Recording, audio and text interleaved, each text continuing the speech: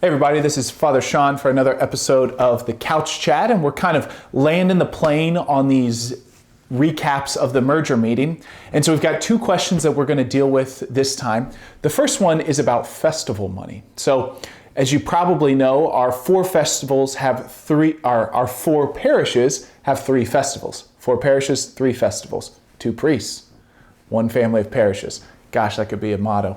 Anyways, so the 3 festivals, the St. Joseph 4th of July Festival, the Freiburg Homecoming out at St. John, and then St. Lawrence has the reverse raffle. And so a couple things we considered with what do we do with the festival money is that, one, all of the festival money gets included in operational expenses. So right now, the festival monies from all 3 festivals are used to sustain the parishes. And every now and then they give more money than what was budgeted, and so we can actually save some of that money or use it for something else.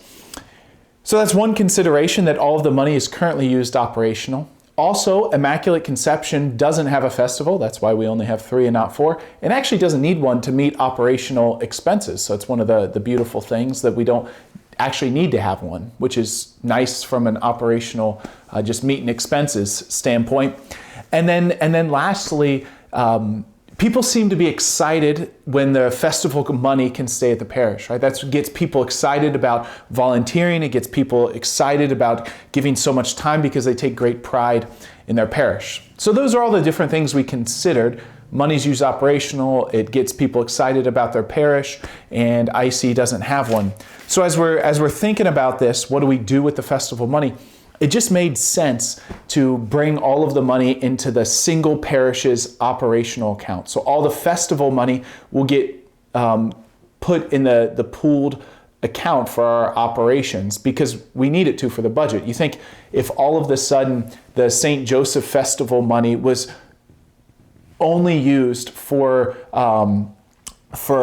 buildings and grounds things at St. Joseph, that's $80,000 to $100,000 that is immediately out of our operational budget that we'd have to figure out what do we do from. So that's like almost over 5% just gone like that. So basically, since the money's used operationally, we're going to have to keep it that way because otherwise we won't be able to meet payroll or make sure our programs are well funded.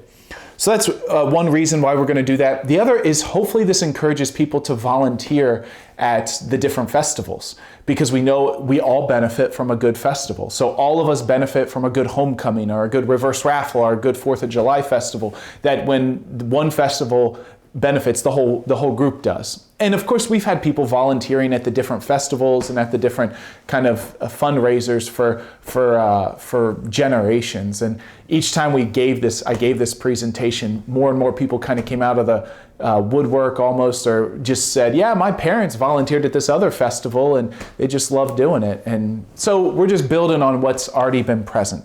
So that's one aspect, one of those questions, what will happen with festival money?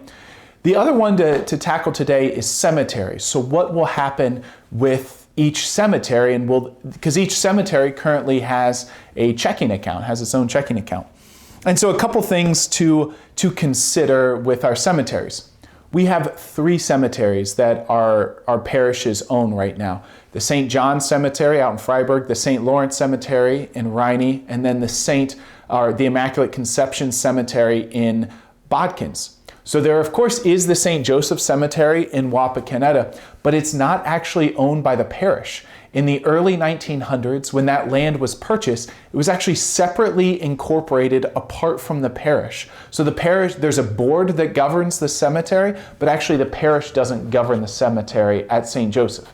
The other 3 it does. So the parish doesn't have access even to the St. Joseph Cemetery checking accounts. We just have the other 3 are the ones that we are responsible for.